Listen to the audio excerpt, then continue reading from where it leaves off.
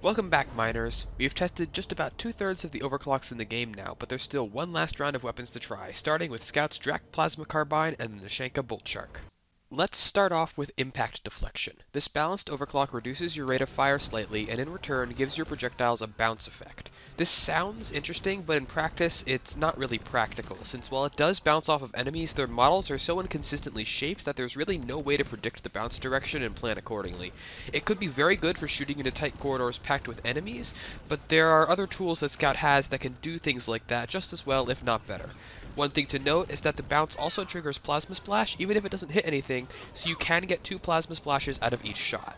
In practice, though, that's hard to use effectively, apart from one strategy where you aim at the floor directly in front of the enemy so that they get hit by the splash, then the projectile bounces up and hits them directly. It feels weird to do, but it's certainly effective, more so on small groups to magnify the effect of Plasma Splash.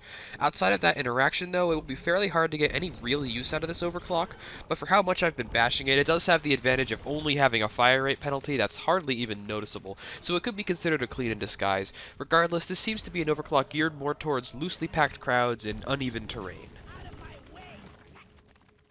Next up is Conductive Thermals, the new one. I saw this one get bashed quite a lot when it came out, and I passed it over, but giving it a good try here, I can say that it's not bad. It's not really good either, but it is a decent pick.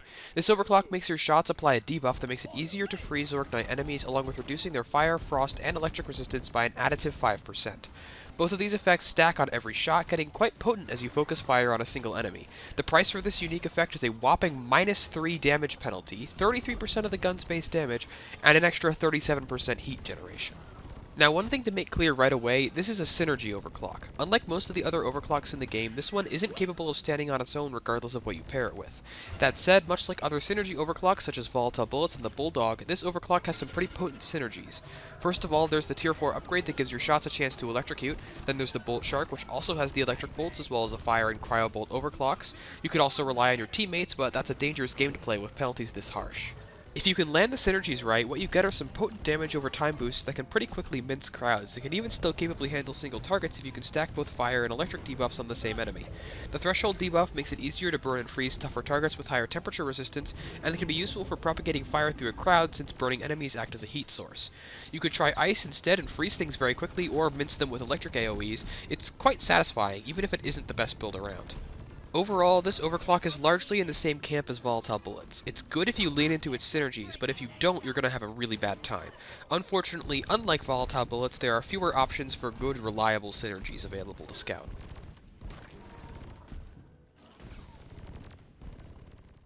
Now for aggressive venting. This overclock does exactly what the minigun upgrade of the same name does, a faster overheat recovery and a blast of fire, heat, and fear on overheat.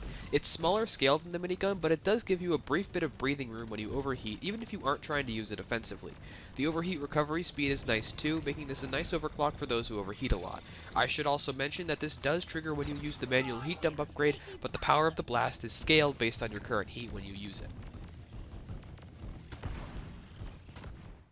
Thermal exhaust feedback adds a scaling amount of fire damage and heat to your shots as you pass 50% heat, at the cost of more heat per shot and a longer overheat duration. The boosts are pretty significant here and make sustained fire against crowds or tough targets pretty powerful without putting much thought into it.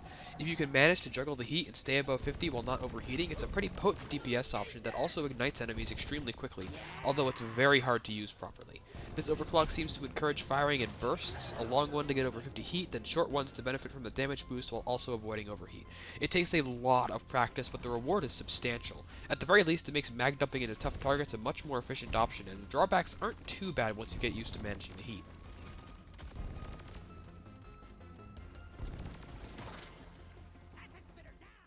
Shield Battery Booster is another of those overclocks you hear a lot of bad things about, and I can honestly see why. This overclock gives you a small boost to max ammo and rate of fire, and has the added benefit of significantly reducing your shield recharge delay, meaning your shield bar starts recharging sooner after taking damage.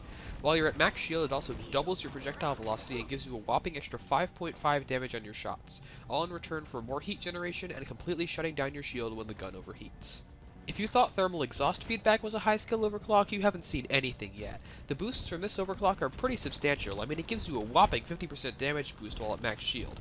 That caveat is important though, since getting grazed by even an environmental hazard completely disables that bonus until the shield recharges, and for those curious, the bonus doesn't work at all on missions with the shield disruption mutator. On paper, that doesn't sound too bad, just don't take damage. The thing is, DRAK is inherently a game about 3D environments and enemies that attack from all directions. Combat is inherently a game of being flanked. Unless you're constantly looking around, it's almost certain that an enemy will sneak up on you and land a cheap hit, thus disabling your damage bonus. That's normally what the shield is intended to offset, but now that you want your shield at max at all times, it becomes a serious problem. You have to be very careful and ready to relocate so your shield recharges quicker. Without the damage bonus, it's still an ammo and fire rate boost that also buffs your shield a bit, so it's not too bad, but the fire rate increase combined with the heat generation penalty makes the weapon overheat extremely quickly, even with the cooling upgrade in Tier 1, a fact that is made worse by the penalty that sets your shield to 0 when the gun overheats and prevents it from regenerating until the overheat is done. It's not a terrible overclock, but I'd absolutely recommend thinking twice before taking it, as it's by far the hardest overclock in the game to use to full effect. Overtuned Particle Accelerator gives you a massive damage boost, almost doubling the gun's base damage. In exchange for this, you get a significant penalty to base spread, ammo, and heat generation.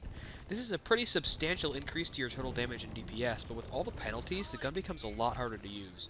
The spread penalty is the one you'll feel the hardest. Even with the spread reduction upgrade, it can be hard to hit weak points beyond close range, and it's generally impossible to consistently land shots on anything at long range. Tighter ammo compounds on this, making each missed shot more impactful, and since you're probably going to be missing a lot, you'll be losing out on a lot of the damage you're getting on paper. My point is, temper your expectations. This isn't going to be perfectly double the damage, and it's not going to turn you into a killing machine. It can, but it severely hampers your ability to fight things at range in the process. This is great if you like to get up close and personal, say to burst down a Praetorian or Oppressor, but if you prefer to focus on specials that tend to hang out at medium range or are dangerous to get close to, like Wardens or Spitters or Spreaders, then it's not going to help you nearly as much.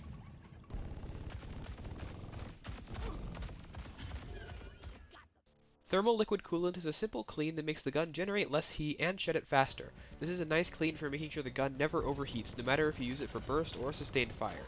You can fire continuously for several seconds now and stay above 50% heat for a very long time, making that tier 5 upgrade very attractive. The gun's heat dropping faster also means less downtime if you're trying to avoid overheating. It's nice for giving the gun a bit more sustain without increasing the total damage any. And finally, we have Rewiring Mod. This overclock heavily penalizes your ammo and makes the gun take longer to recover from an overheat, but it makes overheating give you some ammo back. If you can consistently run the gun to overheat every time you use it, this overclock basically doubles your ammo. More specifically, it returns about 70% of the ammo used in a full unupgraded overheat, and you aren't going to want the reduced heat gen upgrade anyway, which means you're only consuming 30% of the ammo, and accounting for the 30% ammo reduction, you've got about 2.3 times the base DRAK's ammo, assuming you perfectly shoot until overheat every single time without letting the gun cool at all. Now, realistically, it's much more like 1.5 times the ammo, because you're definitely not going to be doing that. If you're the kind of person who holds down the trigger until the gun overheats all the time, this is a great overclock for you. It's great against heavy swarms where you can get value out of firing constantly, it's good for whittling down tough targets, and basically any other time you can fire until overheat without missing a ton of shots. If you're like me and are terminally addicted to tap firing fully automatic weapons, you might want to consider giving this one a pass though. I'd also highly recommend bringing a secondary build you can lean on for general use so you can get more out of this overclock. Like aggressive venting, the manual heat dump upgrade does trigger this, but the portion of ammo you get back will be lower.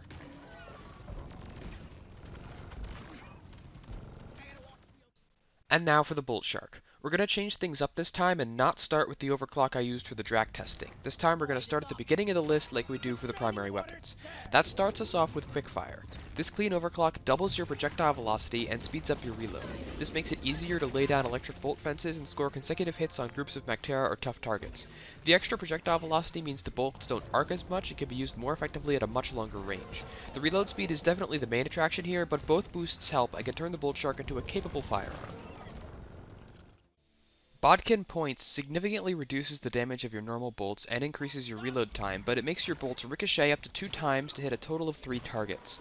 The slower reload is noticeable but not too bad, and you can still one-shot a grunt in the face with no damage upgrade. If you do take the damage upgrade, it does allow you to more consistently one-shot 3 grunts, but only grunts, which can make this weapon a good sweeper for waves of grunts and other softer targets.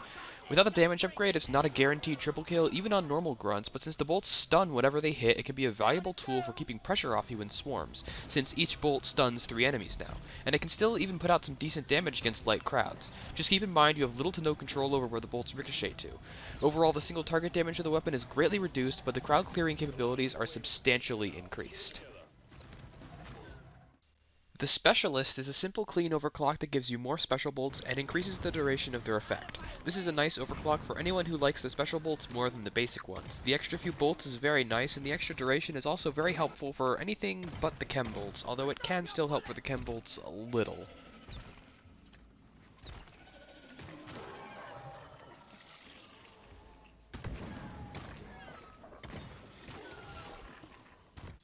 Trifork Volley changes your standard bolt into a narrow spread of 3, each inheriting the base bolt's damage, but you consume 3 ammo per shot.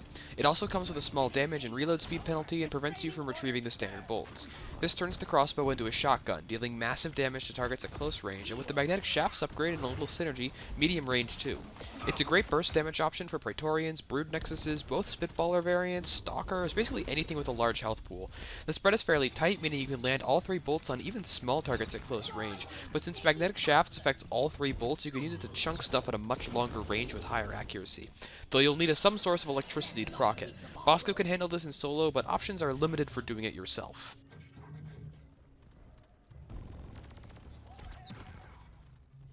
Firebolt turns your normal bolts into fire bolts, reducing their damage drastically and once again making them unretrievable. The bolts instead apply heat to all enemies nearby once they land, igniting them fairly quickly. It's good for tearing apart crowds and can be used for some extra damage on tough targets, but you lose a lot of the burst damage of the normal bolts. Overall, it's a solid pick for speccing the Boltshark into a crowd control option at the cost of single target. The radius is fairly small though, and it can take a few seconds to ignite some enemies, so while it can be used as a stationary aura of fire, you're probably better off targeting an enemy so it stays with the pack, even if that does mean you have less control over where the bolt ends up. And finally, Cryo Bolt is basically just like Firebolt. It even has the exact same penalty. The only difference is that instead of burning nearby enemies, the bolts freeze nearby enemies. This one makes just as good a combo with Conductive Thermals, although it's not quite as good at wave clear. You'll need some supporting fire to take care of that. Being able to freeze large groups of enemies is pretty valuable though, although on their own, the bolts have the same disadvantages that Firebolt does. And that's all the overclocks for the Plasma Carbine and the Boltshark. These are some very interesting weapons with high skill floors, but they have a lot of fun and powerful combos available to them if you know how to use them correctly.